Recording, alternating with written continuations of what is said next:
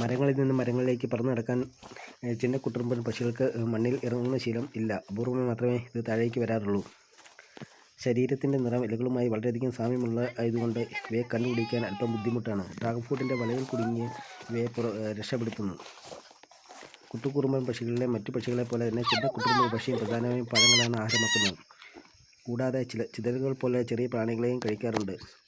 പേരാൽ, അരയാൽ, വേപ്പ്, dragon fruit, അത്തി, പേരയ്ക്ക, പപ്പായ, തേച്ചി, അരിപ്പൂ, വെള്ളാൽ തുടങ്ങിയവയെല്ലാം പഴങ്ങൾ ഇവയ്ക്ക് പ്രിയപ്പെട്ടതാണ്. ഇലവുമരം പൂത്താൽ തേൻ കുടിക്കാൻ ഇവ എത്താറുണ്ട്. അതുവഴി മുൻഭാഗത്ത് കൊക്കിന് താഴെ മുതൽ നെഞ്ചു വരെയും വെളുപ്പിന് താഴെ തവിട്ട് വരകൾ കാണുന്നു. അവിടെ നിന്ന് താഴേക്ക് വയറും ഗുദവും വരെ ഇളം പച്ച നിറം കാണാം. വാലിൻ്റെ അടിഭാഗം നീല കറന്ന ഇരുണ്ട നിറത്തിൽ കാണപ്പെടുന്നു. ഇളം ചാര നിറത്തിലുള്ള കാലുകളിൽ 2 വിരലുകൾ 3 2 പിന്നോട്ട് വളഞ്ഞു നിൽക്കുന്നു. 19 മുതൽ 25 സെൻറ്റിമീറ്റർ നീളം വരുന്ന ചിന്നക്കുട്ടുകുറുമ്പൻ അഥവാ പച്ചിലക്കുടുക്ക പക്ഷികളുടെ ശരീരത്തിന് 70 മുതൽ 90% വരെ ഭാരം കാണും. ശരീരത്തിൽ പ്രധാനമായും പച്ച നിറമാണ്. വലയിൽ നിന്നും രക്ഷപ്പെടുത്തി വിടുന്ന വീഡിയോ ആണ് ഇത്. പ്രധാനമായും തവിട്ട് നിറമാണ്.